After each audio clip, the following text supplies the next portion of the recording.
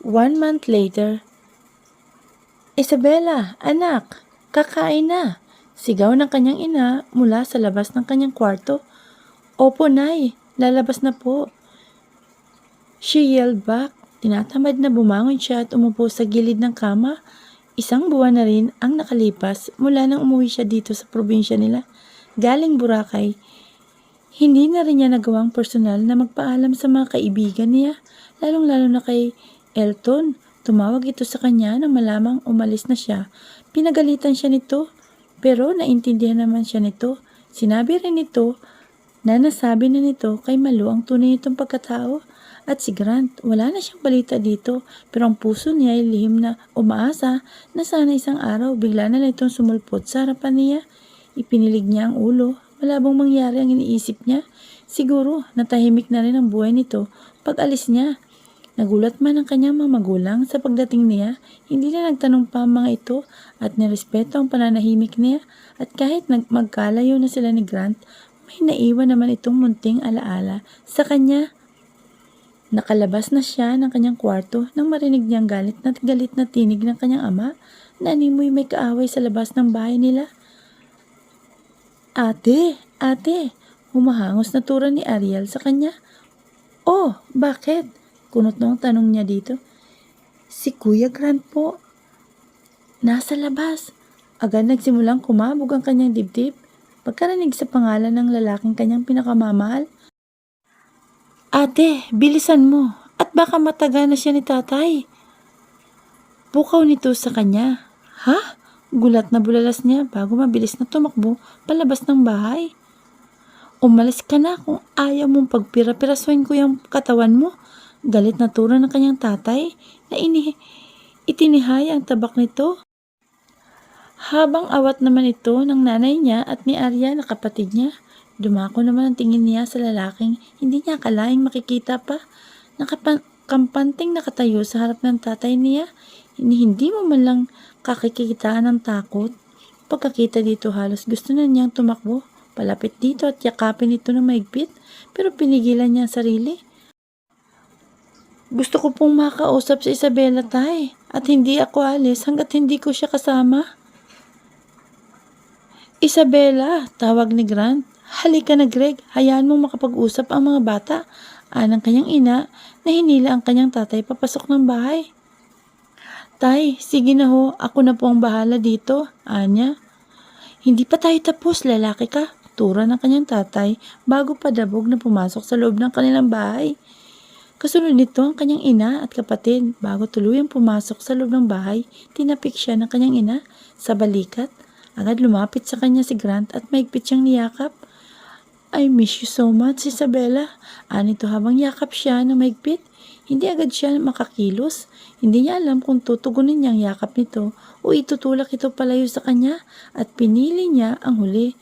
Agad siyang kumalas dito at bahagya itong itinulak. Umalis ka na. Hindi ako alis dito, Isabella, hanggat hindi kita kasama. Mariing tura nito. At sa tingin mo, sasama ako sa'yo? Para ano? Para saktan mo ulit? Hindi na, Grant. Tahimik ng buhay ko. Kaya sana wag mo nang guluhin pa. Pagod na akong ipagsiksikan ng sarili ko sa'yo. Tama na. Nakita niya ang pagkabigla sa mukha nito sa kanyang sinabi bago mabilis na hinawakan ang kanyang dalawang kamay. No, please, hindi na kita sasaktan. Pinapangako ko sa iyo yan. Bumalik ka lang sa akin. Bumalik ka na sa akin? Pagsusuma mo nito? Please, Isabella. Agad naman niyang hinablot ang kamay dito. Hindi siya basta-basta maniniwala sa sinabi nito. Bigyan mo ako ng magandang dahilan para sumama ako sa iyo. Anya dito. Humalakip-kip sa harapan nito. I love you, Isabella. Mahirang tura nito. Namilog ang kanyang mga mata sa sinabi nito. Totoo ba yun? O nabingi lang siya? Ano? Hindi ko marinig. I love you, sigaw nito sa kanya. Huwag kang sumigaw, di ako bingi. Anya na pinandilatan ito ng mata. I'm sorry, sasama ka na ba sa akin? Anito na kinakitaan niya ng pag-asa sa gwapo nito mukha. Hindi, anya na tinalikuran ito. Maagap naman siya nitong pinigilan. Hinawakan siya nito sa braso at muli siyang hinarap dito. Hindi ka ba naniniwala sa akin, Isabella, sa mga sinabi ko? Tiningnan niya ito na masama bago nagsalita. Hindi, dahil kung mahal mo ako, bakit inabot ang 1 buwan bago mo ako pinuntahan dito? Dahil may nasikaso akong sa Amerika, Isabela, may emergency call na dumating sa akin about sa negosyo.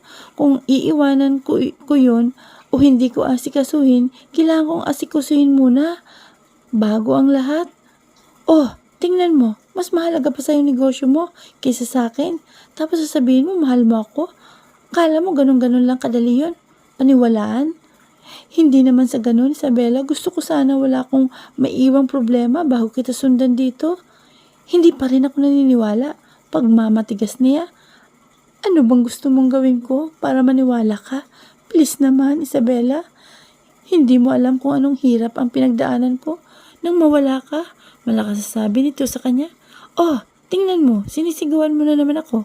Nandidilat ang matang tura niya dito. I'm sorry na, nabigla lang ako.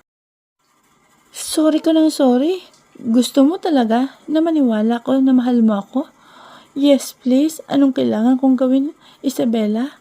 Okay, gusto mo talaga ha? Magpaalila ka sa akin.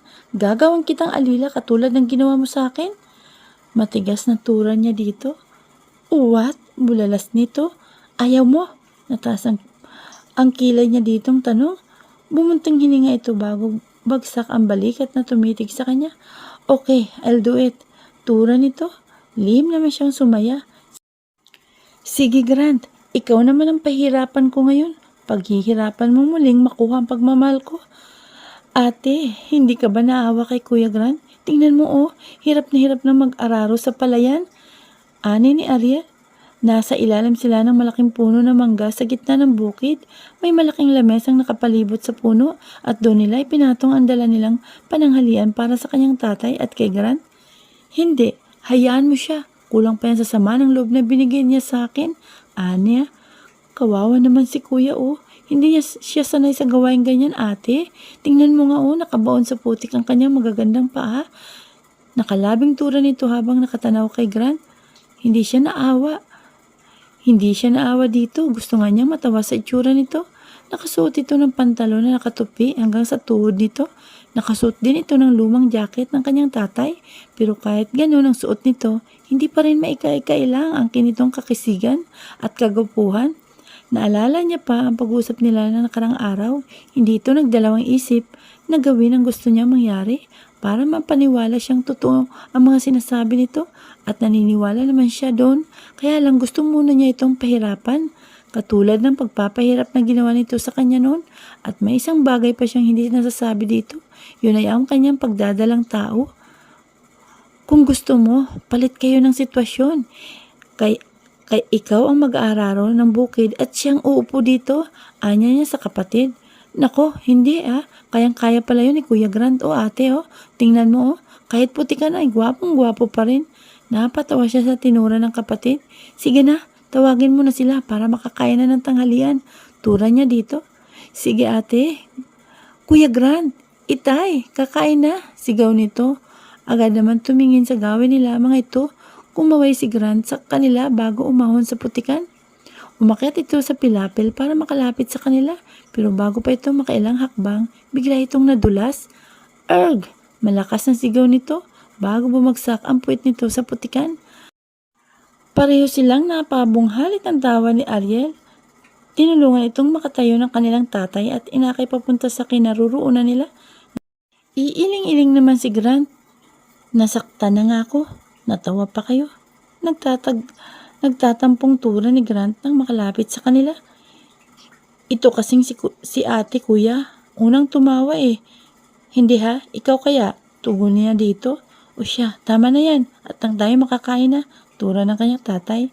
Napatingin siya kay Grant at nakatingin din pala ito sa kanya. Gusto niyang maawa sa itsura nito. Pawis na pawis ito ang mukha at gulo na rin ang pagkakatali ng buhok nito. Kaya naman may ilang hiblang pumatak sa mukha nito. Kita rin niya pagod na bumabalot sa mukha nito. Gusto niyang haplusin ang mukha nito pero pinigilan niya kanyang sarili. Konting pahirap pa. Kain ka na. Anya na nilagyan ng kanin ang plato nito at kamatis na may itlog na pula. Thanks, sweetheart. Nakangiting tura nito bago dumako ang tingin nito sa pagkain nakahain sa plato.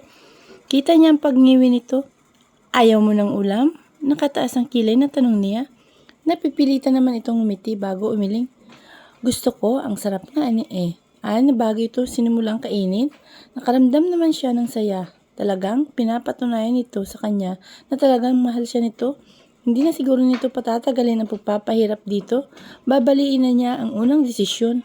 Pagkatapos magtanghalian ng mga ito, niligpit na niya ang mga pinagkainan at inilagay sa loob ng basket. Naghanda naman ng ulit ang kanyang tatay at si Grant para tumungo sa bukid. Sweetheart, pwede bang makahingi ng kiss bago man lang ako bumalik doon? Si Grant na inakbayan siya. Ayoko nga, lumayo ka nga sa akin. Anya na bagay itong si Nico. Sweetheart naman, sobrang pagod na ako. Pero isang halik mo lang, mawawala na ito. Nagsusumamang tura nito. Lim naman siyang kinikilig pero nagkunwari pa rin siyang walang epekto sa kanya ang sinasabi nito. Please, ito na pinagdaupang 2 palad. Ate, pagbigyan mo na kasi, sigunda ni Ariel. Oh, siya, sige na nga, pero sa pisngi lang ha. Tugon niya. Nagliwanag naman ang mukha ni Grant. Hinawakan siya nito sa magkabila niyang balikat at pinagkatitigan ang kanyang mata. Pisngi lang ha? Ulit niya, hindi ito tumugon bagkus ngumiti. Bago bumaba ang mukha nito sa mukha niya at sa halip, nasa pisngi siya nito halikan, sa kanyang labi dumako ang labi nito. Mabilis siya nitong kinintala ng halik at bago pa siya makareact, mabilis na rin itong nakalayo sa kanya. I miss you so much, sweetheart.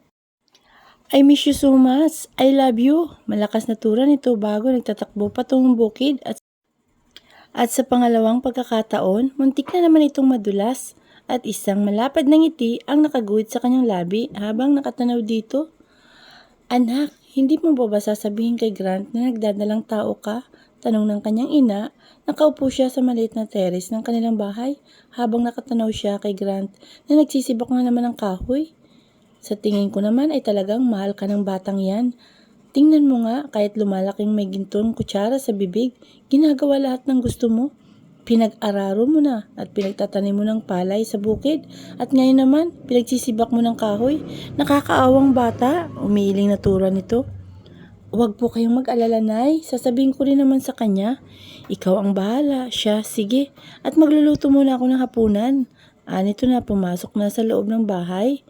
Tumayo siya at nilapitan si Grant. Wala itong suot na damit, kaya kitang-kita niya ang perpekto nitong katawan na dinadaluyan ng mapawis nito. Bawat taong mapapadaan sa kanilang bakuran ay mapapatingin dito ng may paghanga. Higit lalo na ang kababaihan. Hay, bati niya dito. Hay, anito na itinigil ang ginagawa. Gusto mo ng tubig? Tanong niya. Ayoko, may iba akong gusto. Nakangiting tura nito. Natumingin sa kanyang labi. Ano? Patay mali siyang tanong niya. Pero itinago niya ang kilig. Halik mula sa'yo para matanggal ang pagod ko. Anito na lumapit sa kanya at hinapit siya sa biwang. Nginitian niya ito bago siya tumango. Pahayag kang halikan kita? Di makapaniwalang tura nito. Muli siyang tumango at wala naman itong inaksayang minuto. Kaagad siya nitong hinalikan sa labi. Matagal ang ginawa nitong paghalik sa kanya. Halik na sabik na sabik. Ay, pagkakabastos naman ng mga batang ari. Ang Denny pa sa harapan ng bahay naghalikan. Bulalas na isang matandang babaeng dumaan sa labas ng kanilang bakuran. Pagkatapos ay nag-aantada pa ng krus. Agad naman naghiwalay ang kanilang labi at kapwa sila napatawa sa tinura ng matanda. Huwag po kayong mag-alala, Nay. Misis ko pong babaeng ito. Malakas na tura ni Grant bago muling bumaling sa kanya. Ang ibig sabihin ba niyan, pinapatawad mo na ako? Anito na hinawakan ang kanyang kamay. Hindi pa. Ikuha mo muna ako ng mangga, nakangiting tura niya. Kumamot naman ito sa ulo. Ha? Hindi ako marunong umakyat sa puno. Anito na tumingala at tiningnan ang mataas na punong mangga sa loob ng kanilang bakuran na namumutik-tik sa bunga. Ayaw mo? Tanong niya. Hindi, ito na nga aakyat na. Bahala na si Superman. Mabilis na tugon nito na lumapit sa puno at sinimulang umakyat. Kinakabahan naman siya habang pataas ito ng pataas. I love you, Isabella. Baka pag nalaglag ako dito, di ko na masabi. Sigaw nito mula itaas. Huwag ka ng imik ng imik. Kumuha ka na lang, ganting sigaw niya. Ilang sandali pa kita na niya itong pababa. Kagat na kagat nito ang isang tangkay ng bungkos na mangga, agad naman siyang nangasim. Oh, ito na, pinapatawad mo na ba ako? Nito na inabot sa kanya ang bungkos ng mangga. Balatan mo muna, nakangiting tura niya. Nandilat ang mata nito sa kanya. Kung di lang kita mahal, nako. Kumakamot sa ulong tura nito bago pumasok sa loob ng bahay. Umupo naman ulit siya sa teres at hinintay itong balatan ang mangga. Lumapit sa kanya na may dalang asin at kutsilyo bago sinimulan nitong balatan ang mangga. Naglilihi ka ba? Ang asim-asim nito, kakainin mo? Tura nito habang nagbabalat. Hindi siya sumagot. Ang alam ko kasi, naglilihi. Di na nito itinulang sasabihin at namilog ang matang tumingin sa kanya. Buntis ka? Bulalas nito. Tumango siya sabay ngiti. Lalo namang namilog ang mata nito. Talaga, magiging daddy na ako. Excited na tura nito na hindi na itago ang tuwa. Oo nga, kulit. Natatawang tura niya. Magiging daddy na ako. Woo, thank you Lord. Nagulat siya nang sumigaw pa ito. Agad namang napalabas ng bahay ang kanyang ina at kapatid. Anong nangyari? Tarantang tura ng kanyang ina. Inay, I'm going to be a daddy na. Tuwang-tuwang tura ni Grant dito. Sus Mariusip na bata are. Kala ko'y anong nangyari Natatawang tura ng kanyang ina. Hindi halatang tuwang-tuwa si Kuya Grant ani Ariel. I'm happy, ani Grant na lumapit sa kanya at binuhat siya. Napatili naman siya sa ginawa nito. I love you so much, Isabella. Anito bago siya kinintala ng mabilis na halik sa labi. Nako, makaalis na. Susulpot na ang mga langgam. Biro ni Ariel na pumasok na sa loob ng bahay. Natatawa namang sumunod dito ang kanyang ina. I love you too. Sagot niya dito nang muli siya nitong hinalikan at karga siya nitong dinala sa kanyang silid at marang iniga sa kanyang kama. Isinara naman ito ang pinto bago tumabi sa kanya. Patawarin mo na ako ha kung nasaktan kita noon. Natakot lang kasi akong muling masaktan. Anito na hinaplos ang mukha niya. Tapos na yun, ang mahalaga ay ngayon, mahal na mahal kita Grant. Mahal na mahal din kita. Una pa lang kitang makita noon, nung gabi. Gabi-gabi akong hindi pinatulog ng imahe mo. Bakit galit na galit ka ng lagi sa akin at ang init-init ng dugo mo? Sa tuwing makikita mo ang pagmumukha ko? Bumuntong hininga ito bago sumagot. Paraan ko lamang yun para pagtakpan ang tunay na nararamdaman ko sa'yo. Talaga? Bakit lalo kong nagalit nang ipakasal tayo ng mama mo? Muling tanong niya. Hindi ito tumugon, bagos niyakap siya nito. Isiniksik naman niya ang kanyang mukha sa dibdib nito. Nagagalit ako kasi pinangunahan niya ako. Pinaglaruan niya ako ni mama. Tura nito na hinaplos ang likod niya. Iba yung ginawa naman ang dulot ng mga haplos nito sa kanya. At nalaman ko na rin ang totoo tungkol sa inyo ni Rinalda aka James. Pero ang totoo, Elton Imperial pala. Ipinagtapat niya sa akin ang totoo. Ang pagpapanggap ninyo, talagang gumawa ka pa ng paraan para pagsilusin ako. Anito na baka sa tinig ang saya. Kinurot niya ito sa tagiliran. Ikaw kasi, ang arte-arte mo. Yun naman pala, mahal mo rin ako. Pinatagal mo pa. Paninisan niya pa dito.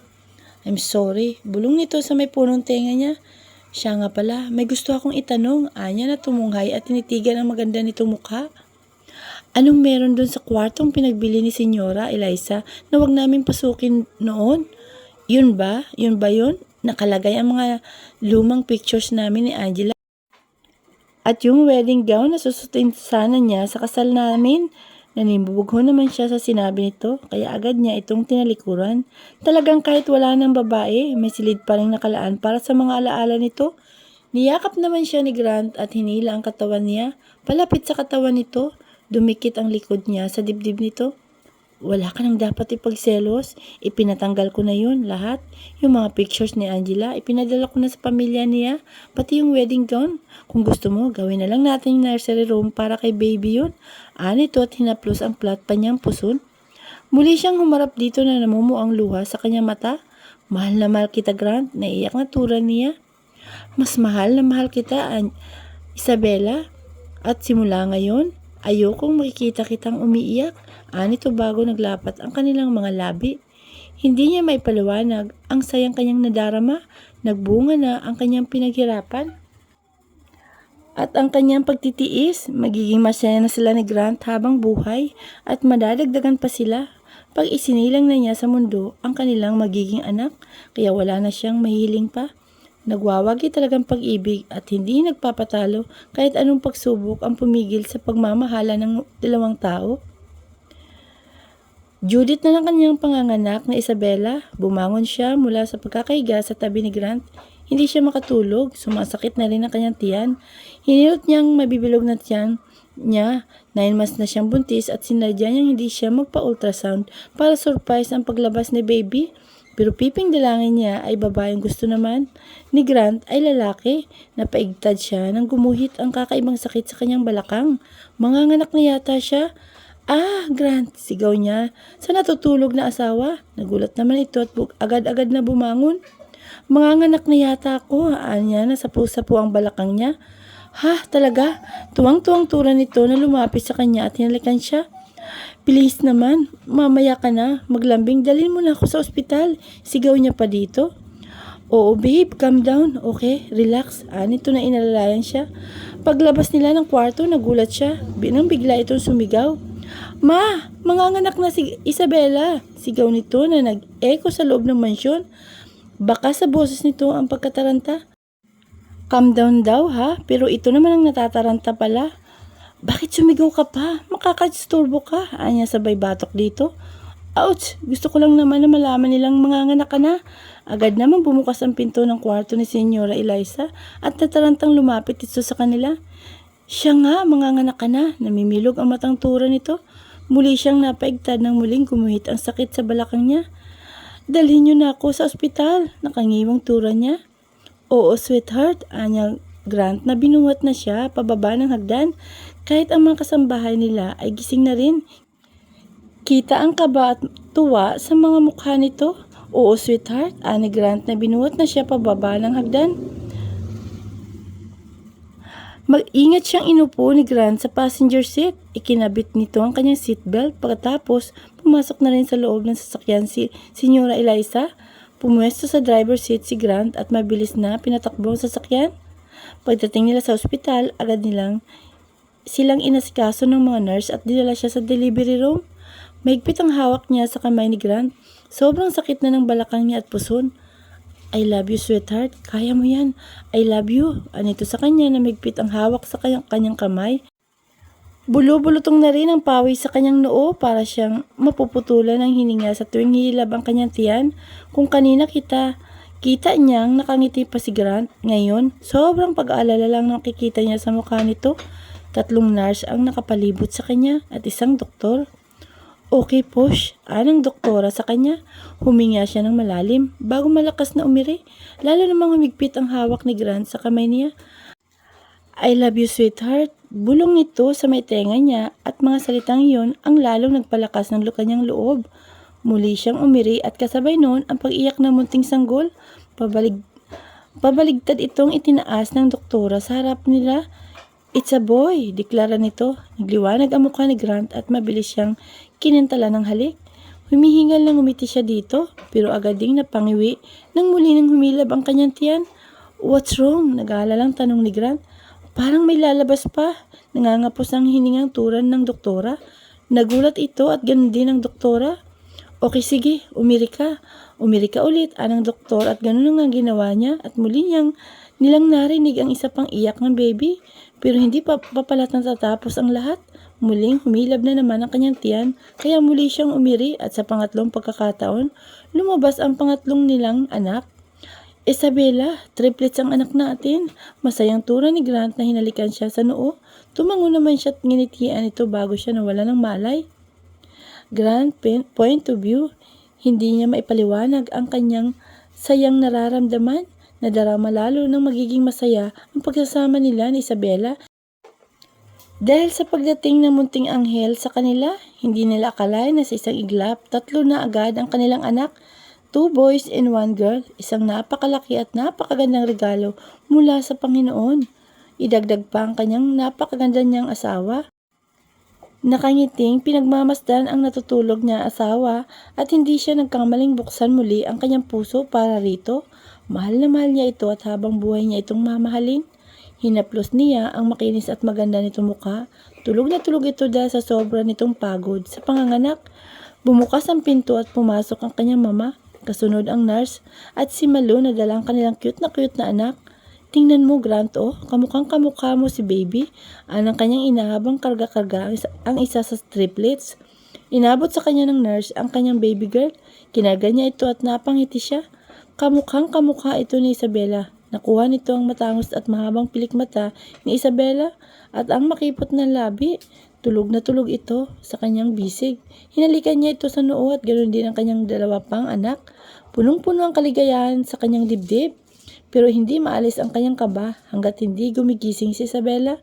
Nagising siya sa mabangong amoy ng fresh flower. Marahan niyang iminulat ang kanyang mata at tumambad sa kanya ang nakangiting mukha ni Grant at ng ina nito. Karga nito sa isang bisig ang kanilang anak at sa isang bisig naman ang isa pa. Karga naman ni Senyora ang isa pa. Ayan oh, gising na si Mami. Anito na hinalikan siya sa labi. Mukha namang naiintindihan ng anak nila ang sinabi nito dahil bumunghalit na ng iyak ang mga ito. Bumangon siya at sumandal sa headboard. Gutom na siguro sila, paos ang boses na tura niya. Hindi, gusto na nilang bigyan mo sila ng pangalan. Nakangiting tura ni Grant. Hindi ako makapaniwala na triplets ang anak natin, sweetheart, Anya. Buti na lang at naging triplets dahil hindi na kita papayagang magbuntis.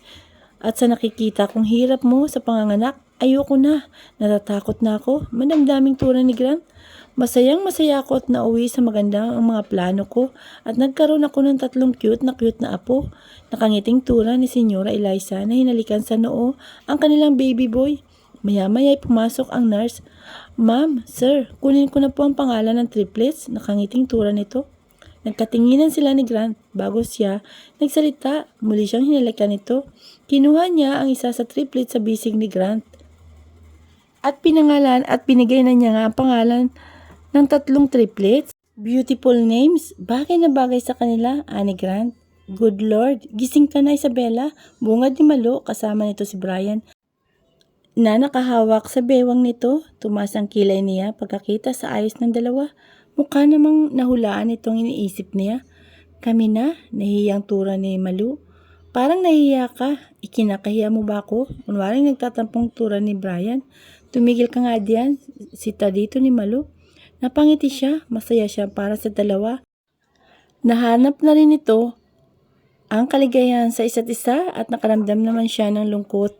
Dahil namimiss niya bigla si Elton, kumusta na kaya ito? I love you, sweetheart. Pukaw ni Grant sa kanya. I love you too. Anito na isinandig ang ulo sa balikat nito. Thank you for everything. Wala na akong mahiling pa.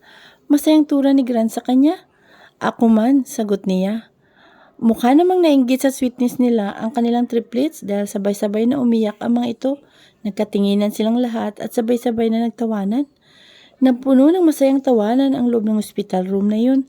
At hindi may tatatwa ang kaligayahan ng bawat isa, higit lalo na si Grant at Isabella. Kahit na maraming pagsubok na ipinagdaanan, lungkot at sakit ang naranasan, ito at humantong pa rin sa kaligayahan ng kanilang pag-iibigan. At sana habang buhay na nila itong maranasan, kahit pumuti na ang buhok nila, pariho at kumulubot ang balat, walang magbabago sa pagmamahalan nilang dalawa dahil ito ang kanilang nakatadhana. Nakatadhana sila sa isa't isa na magsasama habang buhay, kasama ang triplets nila.